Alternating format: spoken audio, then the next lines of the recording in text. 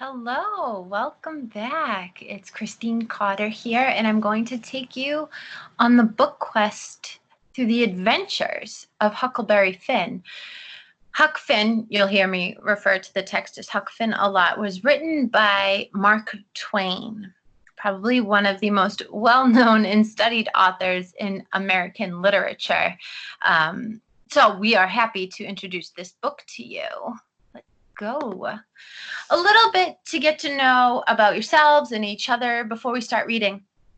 Listen, I teach English language arts, and I have been for 14 years, and I think there's something very important about you getting to know something about your teachers and us getting to know something about you, as well as your peers, whether we're in the actual classroom together or in completely different countries or states or just next door. It's nice to know something about each other. So like I told you, I am Mrs. Cotter, Christine Cotter, and I've been teaching for 14 years in the Massachusetts public school system. I love reading. I love reading any kind of book. Fiction, I love to get lost. Nonfiction, I love to learn. I love to learn something I might not know. And the same for you. I think as a little girl, I was always just a wandering spirit. The question, where's your favorite place to read? I would read anywhere. I used to sneak outside one of the windows onto a small little rooftop, and I saw it in a movie, Selena, and she would just sit out there and write music, and I would sit out there and write poetry and read books. So share away. About the author Mark Twain, important to know, there's always something that an author or a poet takes from their own personal experiences, their own lives, and puts into their literature. Review this slide. It's very important to know something, especially given the demographics, the background that we're going to be working with, the setting, the language, the characters, their interaction. A lot gets pulled from Mark Twain, where he grew up, in the time period in which he grew up. But just go down to that last bullet, where it does say that Mark Twain is considered one of the most prolific founding fathers of American literature, which is why Mark Twain is studied so much in our public school systems. The Adventures of Huckleberry Finn. This is an old text, and there's something to be said about a text that was written in 1885 after the United States Civil War. If you don't know about the United States Civil War, look into that. That's going to teach you a little bit about the text before you get into reading the text. You want to familiarize yourself with the Mississippi River in the South, especially before, during, and after the Civil War. A lot of what's discussed in this book is relevant today in 2020, which I'll leave that opinion up to you.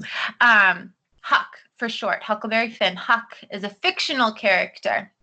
Okay, he also appeared in The Adventures of Tom Sawyer. That is a text studied by the 7th graders in the school in which I work.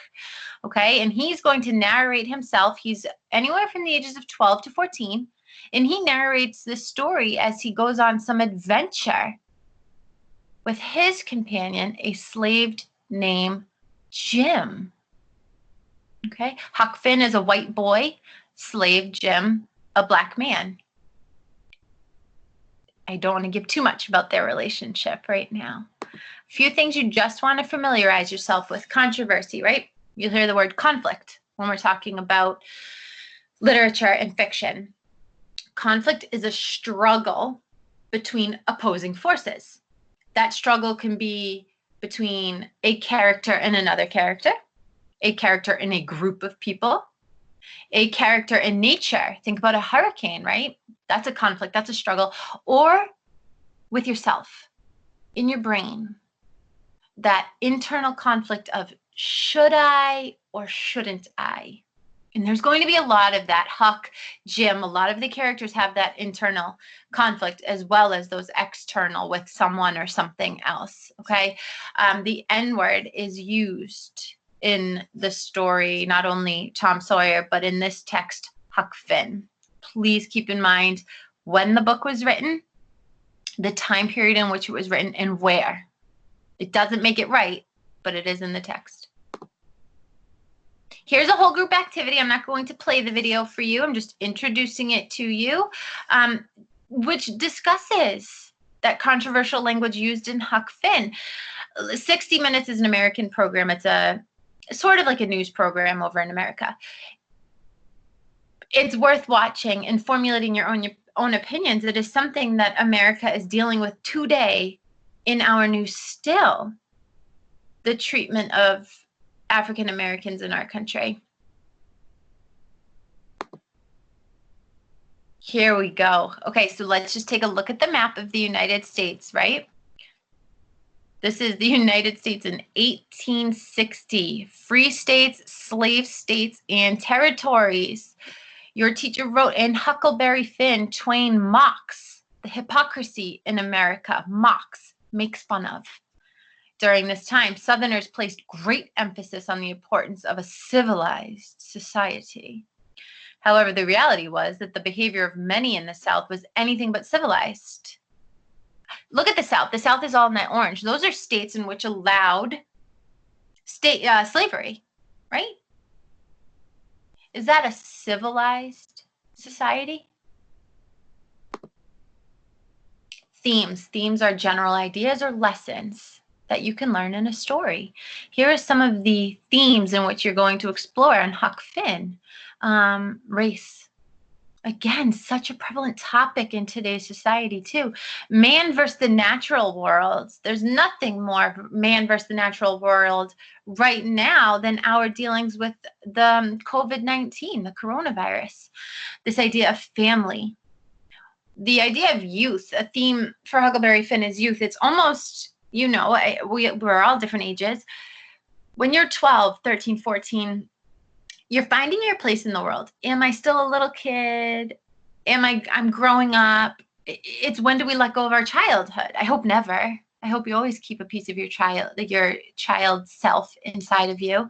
But there's that struggle with Huck Finn. He's just a kid in a lot of people's minds, but he makes some grown-up decisions. So take a look more at morality and ethics, that internal conflict of should I or shouldn't I? Characters along the way. You may read their descriptions. I don't need to read those for you. I'm a visual learner. I love the visual that your teacher has given you on the right-hand side.